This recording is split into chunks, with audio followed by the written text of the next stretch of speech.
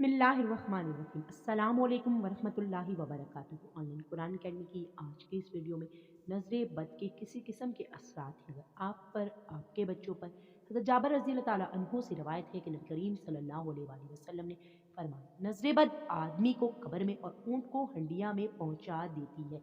यानी कि एक बात तो आपने अपने जहन में रखनी है कि नजर बद बरहक है, ये हो जाती है और ये हो सकती है। इसकी हिफाजत के लिए पहले ही आप इनकी तदबीर कर लिया कीजिए।